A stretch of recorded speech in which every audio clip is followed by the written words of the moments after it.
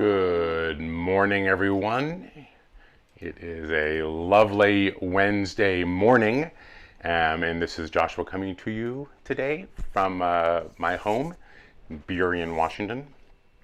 And it is 9 o'clock in the morning here, noon on the East Coast. If you're folks who know us through our Atlanta stores or know Brendan and his training lab facility in Florida, welcome to you. I am a little giddy today. You see the look on my face? I'm a little giddy because I'm using a method for brewing which I don't have a lot of experience with. And so, is it going to blow up? No, it's not going to blow up. Well, it might blow up. I don't know. We'll see. It could actually fizzle. I've done it once before with Ben early on, about 2 months ago. I brought it home from the roastery and was thinking about using it. So, what is the method I'm using? It's called a siphon. In this case, it's a balance siphon.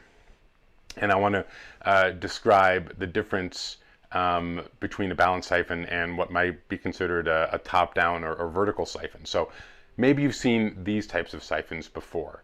As you can see, they have the same components. It's in a lower area where there's water, an upper area where there's coffee.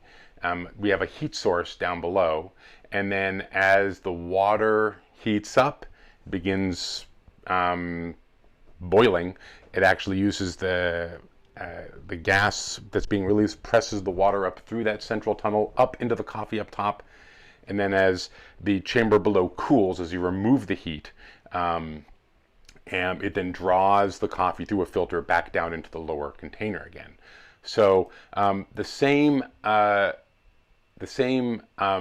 components are located here within this brewer as well. We have what would be the upper area here where the coffee is, and there's a tube that connects it, and there's a filter, a cloth filter on that tube, and it connects it over to this area here, which is where there's water, right? And so what's going to happen is I'm going to raise up the balance a little bit, and I'm going to start the burner here. And then when I start that burner, it is going to heat the water in this chamber here. This is an enclosed chamber, right? Sealed up top here. There is only one way for it to escape as the water begins to boil. It has to go up through this tube, down into the glass jar where the coffee is, and then it saturates the coffee. And then what's different between the top-down brewer, and we'll take a look at it again just so you can look at it, which is like uses the removal of the heat and then to cool this chamber, is that we don't necessarily choose that. What happens is the balance function comes into play. So as this goes higher, right, it's going to release this spring-loaded lid, which will remove the temperature, which will remove the flame, which will then begin the cooling process here, which then draws the coffee that's now been steeping, brewing here, back up into this container. So I'm probably going to play with that a little bit because I'm going to start my timer as well, and I really want to time how long it takes. Last time we did this, I think it moved far too quickly. And so I don't have as much control. With the top-down brewers like this, you can actually control it a little bit better, right? So I'm going to try and probably keep the heat going for a little bit longer based on how long it's brewing, in order to keep this temperature warm here before it draws it back through. So we'll see. I mean, it's an experiment for me. That's why I'm excited, right? So should we do this? Yeah, it is crazy, says Eric. Absolutely. Making coffee through science. Yeah, it is a neat contraption. We do not sell these. I am brewing Sky's Mountain today, and we'll pop over to the page while we're waiting here and take a look at Sky's Mountain Blend. Sky's Mountain Blend named after Carolyn Sky, who was really a woman of all trades, is a woman of all trades, continues to be. she is retired, but she was, I think, the longest running Batdorfian besides Larry and Sherry Shalane. And she literally did everything in the organization. I think almost everything. She'll pipe in and tell me. There was like one or two little, like, maybe, no, she did sales too. She did everything. So really, she definitely deserves a blend named after her, and our undying respect and love for all that she helped to do and create to create the Batdorf that we know and love today. So I hope she's watching. We're drinking the coffee that she came up with during a hike. So thus the name Sky's Mountain, right? And I'd love for you to try it. We'll put a link for it there. It just came up. What we're going to do now, though, is we're going to start this brewer. Okay, I'm really excited. I'm going to remove the top siphon photo so we don't have to look at that, and we can kind of watch the action here. All right. So I have to. You'll watch me lift this up a little bit, right, so that I can clear that. Now, see that? That kind of gives you an idea. So this is a. See how that works? When this lifts up, it releases that spring-loaded lid, so that comes back down. So that's the function that the balance siphon achieves. As the water displaces over here, this rises up. As it rises up, it turns off the heat. That then begins the cooling process, which brings the coffee back over. And so we're just going to probably try and play with that a little bit, right? Okay, so we've started the fire. Okay, it's going to take a little while for it to get the temperature. So what we'll talk about here, I have a monitor set up here where we can still watch the coffee. We'll talk a little bit about this coffee blend here. So 1987 was when the blend was made. And again, I directly about her experience, other than kind of as a, like a side conversation. But my understanding was it was during a hike when she came up with kind of, I think she might have brought components and blended them with her when she was on the hike. What's nice about it is it's a kind of a classic blend of coffee. We'll pop over, as we always do, to the coffee report. So the key thing about it, I think, is that it has a dark component, which gives it like that depth we like, that dark sweetness that we appreciate in blends of coffee. Watching it go over here. But then it also has the Asia Pacific coffees, right, which give it the spice.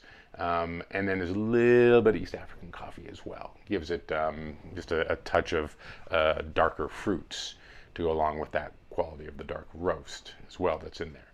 So just a lovely coffee. Please consider taking a look at it, maybe ordering some. Remember, of course, that when you order that coffee, you actually are able to get a 10% discount. Oh, boop, boop. Let's put you over there. A 10% discount. I'm going to pull that code up for you while we're waiting for the water to heat here. So that code is Watch and Learn 10. So if you use that code, if you want to try out Sky's Mountain Blend, you can go to the link that we've provided, use the code Watch and Learn 10, you get 10% off, right? You won't be able to get one of these brewers, however. I don't know, should we carry them? It's kind of a small market, I don't know. For me, the reason I never got into using these was because it just seemed like a lot of theatricality, and that's fine. If you've been watching for the last 3 months, you know that I can be somewhat theatrical. That's okay. But I mean, honestly, in the morning, I'm totally down with like doing my single cup pour over coffees, or especially with single origins, like really geeking out into how I'm able to control components, making small batch coffee by hand. And then we also have a lovely brewer here in the mornings as well. And we've demonstrated using those also. This really, if I was going to say there was a place to use something like this, it's really going to be like if you're hosting people for dinner and you want to make a real show of it, right? Because it's such a beautiful device to look at, and then it also, as you'll see, as it begins to go through the brewing process, it also is just really kind of exciting to watch it engage. So let's take a look here. So the bottom of the container gets pretty black. You can probably see that happening. Also notice in the links there, I want to check in, we have a great little link to our blog that talks about Carolyn, and you can read some of her story there. I really would love for you to do that. I will say I miss all the folks that I get to work with in the company because of the way things are right now. And I really miss folks like Carolyn and Doc who've retired while I've been there, knowing that I came to Batdorf. I mean, I've been in coffee for like 25 years, but I've only been at Batdorf for 6 years now at this point. So I'm like a youngin in the Batdorf world. I'm a very new staff member, right? So knowing that there are folks who've been with the company for literally decades. So I miss them because I know that even when I get to go back to the roastery here, hopefully soon, they're not going to be there, and it was always a pleasant to see the folks who have retired. Chuck as well, a delivery driver. So again, folks who help kind of build this company and make it what it is today. I'm really grateful for all the work that they have done, that they did do to give me such a great place to work at and allow me to talk with all of you about fun things like this. Okay, let's give a little listen here. No, doesn't I don't know. So I guess I would go back up here to the comments and see if there's any questions anyone has that I can answer about this brewing methodology. I think I've explained it about as well as I can. We'll see that their inside of the glass here is beginning to heat up, right? You can see a little bit of condensation inside of this chamber where the coffee is. I ground the coffee, again, my last experience using it, I felt that it brewed a little quickly, so I did tighten my grind up or make my grind a little finer this time to kind of compensate a little bit for that. I've used a 1:15 ratio, meaning that I weighed the water first and then I divided by 15 to get how many grams of coffee I would use. So it's a little bit stronger blend that way as well. Yeah, I don't know how much longer I'm gonna have to wait here. I didn't time this. It's been a while since I did it. So Eric's here. I see that Elaine is here. If anybody has anything they'd like to talk about in this impromptu cafe that we suddenly have, I was planning on going to an account today this morning, but that did not occur just for some timing issues. But I will be looking this next week to do a live feed from one of our Seattle accounts, just to visit them and see how things are going. A lot of places here are going into what's called like 1.5.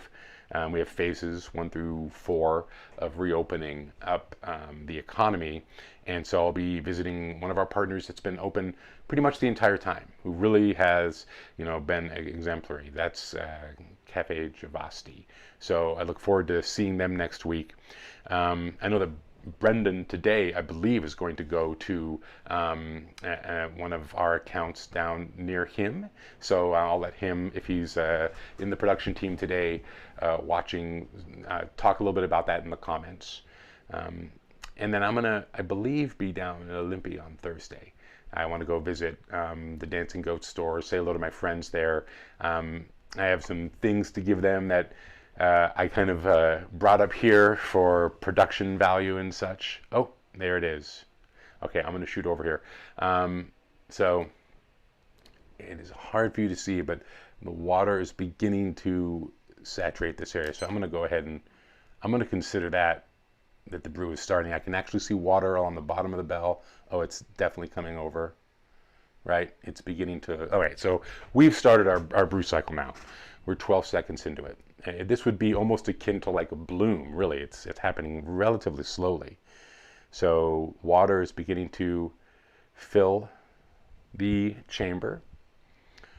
it's beginning to saturate the coffee.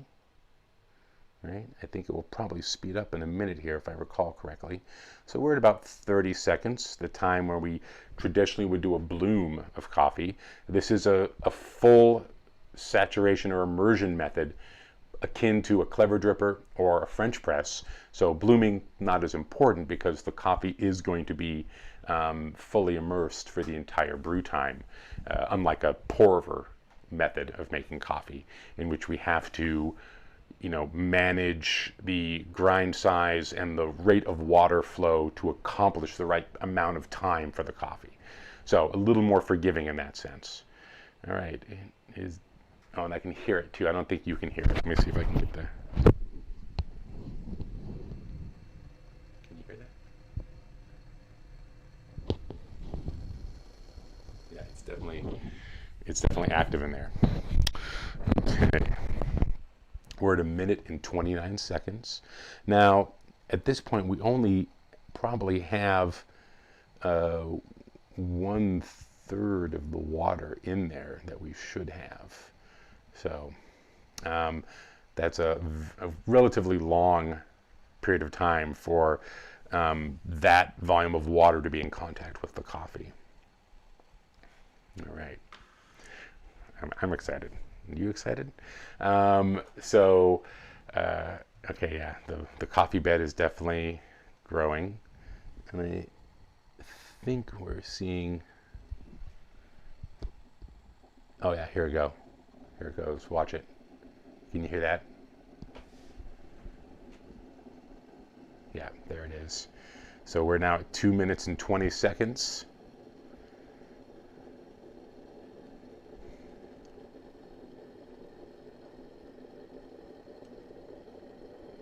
Oh yeah, you can see it really activating now. It's actually also producing a little bit of agitation, which is always nice.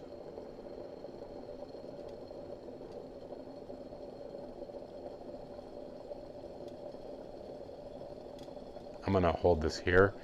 Remember, I'm kind of getting in the way here, holding the balance a little bit longer. Okay. So it's in full saturation now. I would say all the water has now come over, and we're at 3 minutes.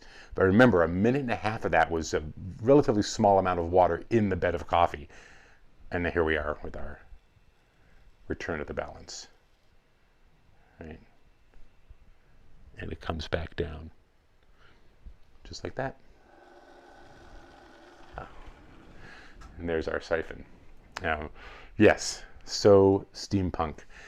Here's another thing which is kind of clever about this method. So that was a 3 minute and 30 second total brew time.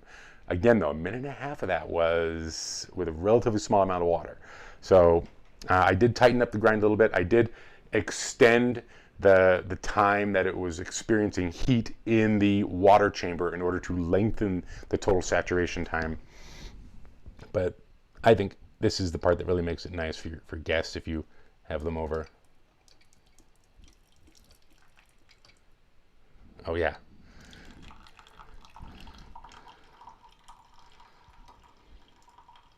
I forgot that you have to release the top a little bit to let air come in.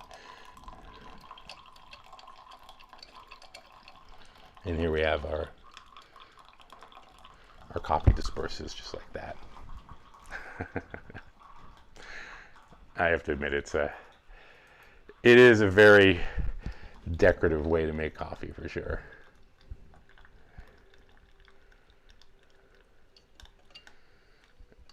I'm gonna go ahead and close that up. All right, here we are, Sky's Mountain Blend, using our friend the Siphon. We're going to hide that. Folks, thank you so much for joining me today. I really appreciate it. I hope that was fun, educational too. Still pretty hot. Let it cool down a little bit. I think I'm going to do it again. And I really am. I'm going to try and play with, once all the water is over there, I think we could apply cooling to the exterior. in order to, again, slow down that brewing process a little bit. But it is fun to do. Fun for guests if you have them over, by all means. So if you want to try that, they're out there. You can find them. They're a little bit pricey, but just a fun way to interact with coffee, and to be able to also talk about principles with folks too. If you're brewing, you have some time to discuss what's actually going on with the extraction. So, folks, come back tomorrow, 9 a.m. I have a special show. Jeff McIntosh, who is a puer tea, I'm going to say master, and I'll hear about it tomorrow because he'll probably not want me to call him that. I think he is. He's going to be here, and we're going to have a conversation about teas, green teas, oolongs, red, black tea, puers. And he's going to share a little bit of his knowledge with us. And then we're going to have a kind of a back and forth about the differences in coffee processing and tea processing. I mean, combined coffee and tea, are by far the world's favorite drinks. And so we'll get to talk a little bit about what's similar between them and what's different. And then he'll also lead us through a little bit of a green tea brewing exercise. I'll try to follow along here. And if you have questions about tea, if you have anything you want to know about tea, tomorrow's the day to tune in at 9 o'clock. He's going to join us via Zoom, and we're going to spend some time just kind of talking about tea, right? Someone asked for that out there among the viewers, so thank you for asking for that. We hope this is going to be something you enjoy and that is useful for you as you watch. It'll, of course, be available on our website, and he'll bump it over to his Facebook page as well, where you can always go and learn more about his specialty, which is puer tea. What is puer? Tune in tomorrow and find out at 9 o'clock. Again, check in later today. Brendan is going to be visiting a wholesale account down in his neck of the woods. And then come back here for the coffee workshop on Friday. We join Ben again, and we'll learn what he's thinking about. All right, so thank you so much for joining us today. Always a pleasure to spend time with all of you, and thank you for joining us as we continue to learn how to make our homes into cafes.